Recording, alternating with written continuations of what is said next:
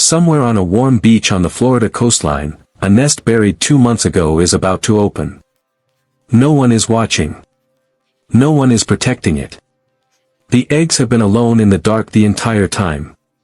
That is about to change, and not in the way that benefits the eggs. The first thing a sea turtle does when it hatches is dig. The nest is 60 centimeters below the surface, and getting out requires every hatchling pushing simultaneously. They have never met. They have never communicated. They push in the same direction anyway.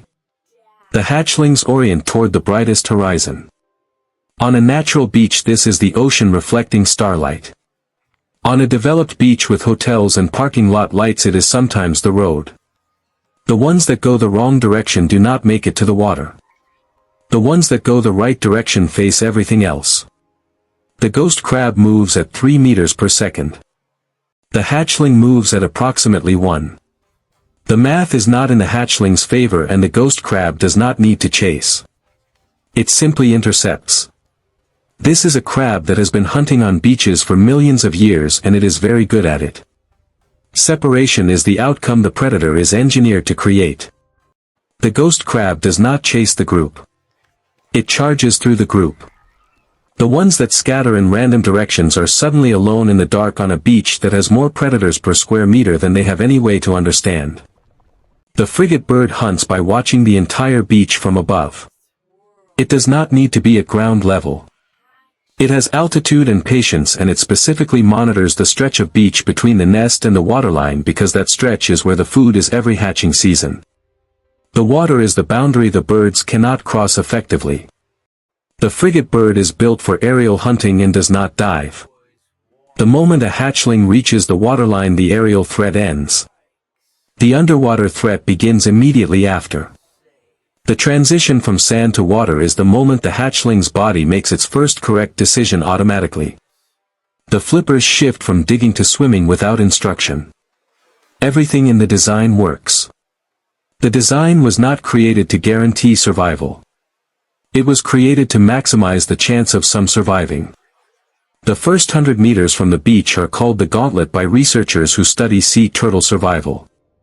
Every predator in the shallow coastal water is aware that hatching season produces a predictable flow of small, slow targets.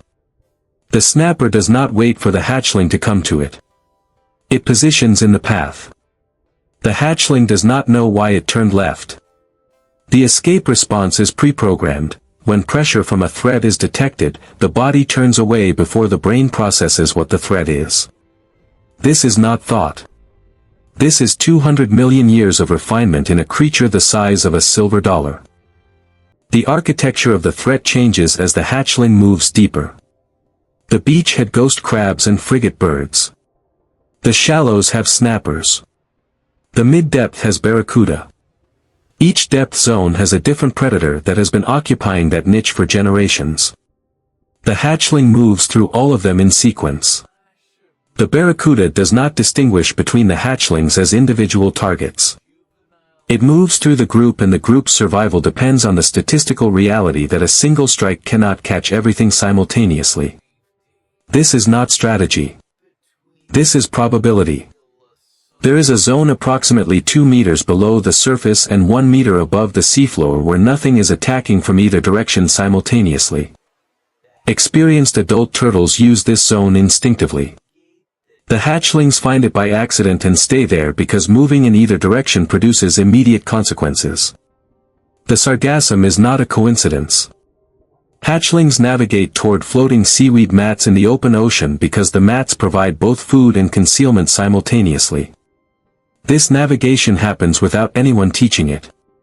The biological instruction was written before the hatchling hatched. The sargassum is shelter. The sargassum is also a home for moray eels, crabs, and juvenile predator fish that have the same relationship with the mat that the hatchling is attempting to establish. The refuge contains its own threats. Every safe space in the ocean has conditions attached. The mahi-mahi is one of the primary predators of sea turtle hatchlings in the open ocean. It is also fast enough to redirect from the barracuda encounter without stopping. The arrival of a larger predator does not create safety for the hatchlings. It creates chaos, and chaos has winners and losers at every size. The mahi-mahi can reach 90 kilometers per hour in short bursts. The hatchling reaches approximately 3 kilometers per hour under optimal conditions. This is not a chase with uncertain outcome. This is a physics problem, and the physics is not neutral. The open ocean is not a road with a destination at the end. It is three-dimensional space in every direction, and the hatchling's compass is the Earth's magnetic field, a biological navigation system precise enough to bring an adult turtle back to the exact beach it hatched from 25 years later. At this moment the system is calibrating. The hatchling is recording the magnetic signature of this location in a way it will not need to access for decades. The hatchling eats for the first time. Not the planned first time, the body-driven first time where the beak opens because there is something to eat and the reflex is already installed. The zooplankton in the open ocean are the hatchling's primary food source for the first weeks. The hatchling is approximately the size of a silver dollar, eating organisms the size of a grain of sand. There are approximately 100 hatchlings in every nest. Studies tracking individual hatchlings estimate that approximately 1 in 1,000 survives to adulthood. This is not a failure of design. This is the design. The numbers account for every predator on every beach and in every depth zone. The sargassum mat is a floating ecosystem. Dozens of species use it simultaneously as nursery, feeding ground, and shelter. The hatchling is not unique in this behavior. It is one participant in a complex community of small organisms, all using the same strategy of proximity to structure as a survival mechanism. The oceanic white-tipped shark is the predator that reorganizes every other predator's behavior on contact. The mahi-mahi do not flee in panic. They simply recalculate their position relative to a larger threat. The hatchling beneath the sargassum mat has gone completely still, not a decision, a biological response to detected pressure in the water. The hatchling does not breathe for 70 seconds. Sea turtles can hold their breath for hours at rest. Under stress the oxygen is conserved by complete stillness. The shark passes 3 body lengths below. The displacement wave from the shark's movement reaches the hatchling as a pressure change. The hatchling processes this as a signal to remain still longer. Surviving the first night is the first major threshold. The statistics on sea turtle hatchling mortality are front-loaded. The majority of losses happen in the first 24 hours, on the beach and in the shallows. A hatchling that is still alive at dawn has already beaten odds that most of the nest did not. The hatchling comes up for air approximately every 4 minutes during active swimming. Each surface visit is a calculation the body makes automatically, oxygen need versus surface exposure time. The exposure time gets shorter as the hatchling matures and can hold more oxygen. Right now the surface visits are frequent, and the frigate bird above has noted the pattern.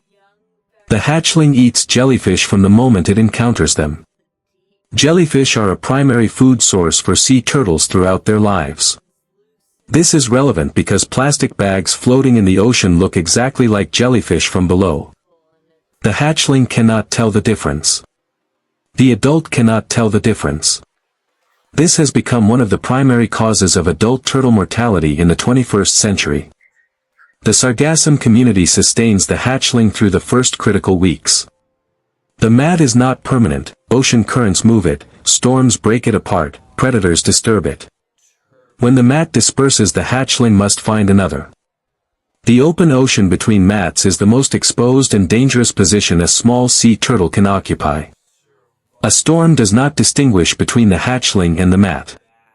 The turbulence that breaks the sargassum apart also disorients the hatchling's navigation. The magnetic field is still accessible, but the current direction changes and anything relying on consistent bearing loses the reference temporarily. Open ocean tuna are among the fastest fish alive. They hunt in storms because the turbulence concentrates small prey near the surface and disorients the prey's escape responses. The hatchling's small size works against it in open water. There is no structure, no mat, no shallow water to limit the tuna's approach angle. The escape dive takes the hatchling away from the surface, but deeper brings different threats. The pressure differential from increasing depth narrows the available response space on all axes simultaneously. The hatchling navigates this without conscious calculation because conscious calculation is not fast enough for these timescales. After the storm passes, the ocean surface calms faster than the water column below. The hatchling surfaces into a different ocean than it dove into. The storm has redistributed everything. The sargassum fragments are in new positions. The predators have followed the prey to new areas. The calculation resets from the new position. Encountering another hatchling in the open ocean weeks after hatching means two things. First, this hatchling has survived everything the ocean has attempted. Second, being near another hatchling increases the statistical likelihood that a predator will target the other one rather than you. This is not cooperation. This is geometry. The large sargassum mats in the North Atlantic Gyre are measured in kilometers. The Great Atlantic Sargassum Belt has expanded significantly in recent decades, creating an unprecedented amount of floating habitat. More mat means more shelter. It also means more predator ambush points within the mat structure itself. The juvenile loggerhead is not a threat to the hatchlings, it is what they will become if they survive. This turtle is approximately 4 years old and has completed the deep open ocean phase that the hatchlings are currently in. The size difference between a 4-year-old loggerhead and a newly hatched hatchling illustrates the growth trajectory. The survival rate between these two developmental stages is approximately 1 in 1,000. The adult sea turtle exists in a different threat environment than the hatchling. At full size, the primary threats shift from ocean predators to humans: boat strikes, fishing nets, plastic ingestion, beach development. The turtle that survives the hatchling gauntlet does not arrive in a safe world. It arrives in a different set of dangers. Night in the open ocean is not safer than day. Nocturnal predators replace diurnal ones. The bioluminescent organisms that make the water glow at night actually illuminate the silhouette of anything swimming through them from below. The hatchling becomes visible to deep predators by swimming through the very things that make the ocean beautiful at night. The whale shark is the largest fish on Earth and it eats plankton. It is swimming through the same bioluminescent layer as the hatchlings because the plankton concentration here is high. The whale shark does not want the hatchlings. The hatchlings cannot know this. The presence of the largest fish alive generates the same response as any other large shape: stillness. Some hatchlings complete an open ocean phase of years and return to coastal foraging areas when their bodies are large enough to handle the transition back to shallow water environments. This is not the same coast they hatched from. It may be hundreds of kilometers away. The magnetic navigation system has been updating continuously during the entire open ocean phase. The seagrass meadow is the adult sea turtle's primary foraging territory. The hatchlings arriving in this environment for the first time are experiencing the habitat they will inhabit for the rest of their lives if they continue to survive. The seagrass meadow looks calm. It is not calm. It simply presents its threats at a slower pace than the open ocean. The boat does not know the hatchlings are here. This is the central reality of human-turtle interaction in coastal zones. The propeller of a recreational boat moves faster than any natural predator in this environment. The hatchlings that survive every natural threat in the open ocean and return to coastal waters face a threat that did not exist in the environment their biology was designed for. The adult sea turtle in this seagrass meadow has survived everything the story has described: the beach, the shallows, the sargassum mats, the open ocean, the storms, the predators at every depth. This animal is likely over 30 years old. Every scar on its shell represents an encounter the statistics suggested it should not have survived. Bycatch, the unintended capture of non-target species, accounts for an estimated 250,000 sea turtle deaths annually. The net is not targeting the turtle. It is targeting the fish in the same seagrass meadow where the turtle feeds. The distinction is not relevant to the turtle. The adult turtle escaped this time. Many do not. The animals that require air to breathe, all reptiles, drown in nets when they cannot surface. The turtle exclusion device, a small trapdoor added to fishing nets, was developed specifically to allow turtles to exit nets that trap fish. Where TED regulations are enforced, turtle bycatch mortality drops significantly. Where they are not enforced, it does not. The female sea turtle returning to her nesting beach is completing a circuit that began 25 years earlier on this same stretch of sand. The ghost crabs that hunt her hatchlings cannot threaten her now. The skua that circled above her nest is irrelevant to an animal her size. She has grown past the threats that almost ended her before she began. She has returned to within 300 meters of where she hatched. The magnetic memory recorded in her first hours of existence has guided her back with a precision that GPS systems took decades to replicate technologically. She is not the only survivor from her nest. But she is one of the very few. A loggerhead sea turtle lays approximately 120 eggs per nest. She will nest 4 to 6 times in a single season, 2 to 4 years apart. The eggs she is laying tonight will produce hatchlings that face the same beach, the same ghost crabs, the same frigate birds, the same ocean. The cycle does not improve between her generation and theirs. The moment she enters the water, her responsibility to the nest ends, not by choice but by biology. The sea turtle does not guard the nest. The nest is on its own from the moment the sand is smoothed over it. The eggs have 60 days. Predators, temperature, and timing will determine what emerges.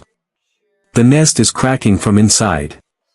Everything that is about to happen has happened before on this beach, on every beach with sea turtles, across every hatching season for 200 million years. The ghost crabs are in position because they have learned the signs of an imminent hatch. The frigate bird circles because it knows what follows. The ocean waits because it always has more to offer. New hatchlings. New beach. Same ocean. Same predators. Same statistical odds. The ones that make it to the water will face the same shallow water gauntlet, the same open ocean predators, the same sargassum mats, the same storms.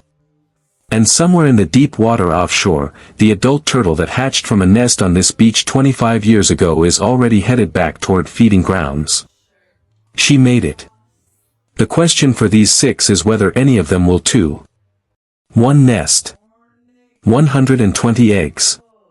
6 visible hatchlings on the beach right now. The ocean ahead contains every predator described in this story, waiting at their respective depths. Statistically, one of these hatchlings will survive to adulthood. Maybe none. Maybe 2. The ocean has been running this calculation for longer than humans have existed on the planet. It is not cruel. It is not kind. It is simply the system that produced every sea turtle alive today, by eliminating everyone that could not navigate it.